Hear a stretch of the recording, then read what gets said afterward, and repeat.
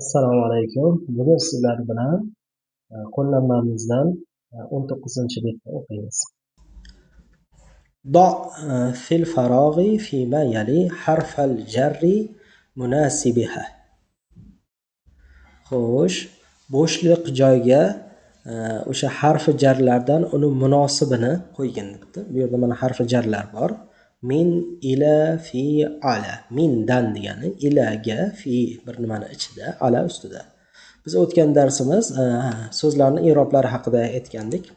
Mana demak i'robul kalimat so'zlarning i'roblari raf, nasb, jar degandik. Ana shu jar holatlariga misollar berilgan ekan. Demak jar holatini eslab olamiz. Ismning jar bo'lishi uchun demak faqatgina ism jar bo'lardi, fe'l jar bo'lmasdi. Ismni jar bo'lganda i yoki in tanvini olardi. Ana endi bu qo'llanmamizda shunga misollar ko'ramiz. Al-kitabu bu yerda al-maktab so'zi bor ekan. Kitob, parta degan so'z. Demak partaga nisbatan kitob qanday joylashadi?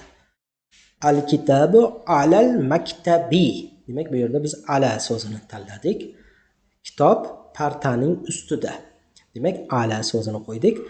Endi ala harfi jar bo'lgani uchun so'zning oxirini o'zgartiradi. Ya'ni maktabi deb i qilib kasra i qilib o'qiymiz. Al-kitabu alal maktabi. Kitob partaning ustida bo'ladi. At-tolibu talaba faslun. Al-faslu sinf so'zi bor ekan. Endi bu yerda sinfga nisbatan talaba nima bo'lishi mumkin? Fil fasli. At-tolibu fil fasli. Talaba sinfda. Demak, fi jar harfi bo'lgani uchun fasli deb oxirini i ga o'zgartirdi. Zahaba Hamidun. Bu yerda al-jami'atu bor ekan. Hamid ketdi. Jami'a universitet. Nima deymiz? Ila so'zini olamiz. Ilaga. Zahaba Hamidun ila al-jami'ati. Demak, Hamid universitetga ketdi. Ila jar harf bo'lgani uchun jami'ati deb kasra bilan i qilib o'qiymiz. Xarajal mudiru mudir chiqdi. Xo'sh, al madrasati demak maktabdan min so'zini qo'yamiz bu yerda. Minal madrasati.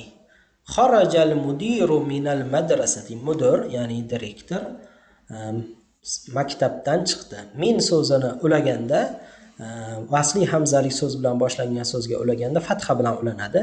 Minal madrasati deb ulaymiz va oxiri jar qilamiz. Zahaba Muhammadun. Muhammad ketdi, bordi. Qayerga bordi? Ila Sini. Ila Sini. Xitoyga bordi. Qayerdan bordi? Minal Yabani. U Yaponiyadan. Demak, Muhammad Yaponiyadan Xitoyga bordi.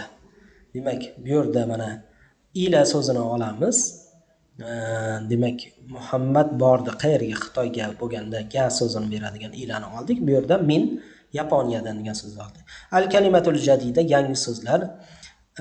Al-madrasatu maktab, al-faslu sinf, al-hammamu hammom, al-mirhadu hojatxona, al-matbaxu oshxona, al-ghurfatu xona, al-jami'atu universitet, as-suqu bozor, al-yabanu Yaponiya, as-sinu Xitoy, al-hindu Hindiston, al-filippinu Filippin, al-mudiru mudir, zahaba ketdi, xoraja chiqdi. Demak, fi, ala, min, ila bu so'zlar jar harflaridan ekan. Min huruful jarri.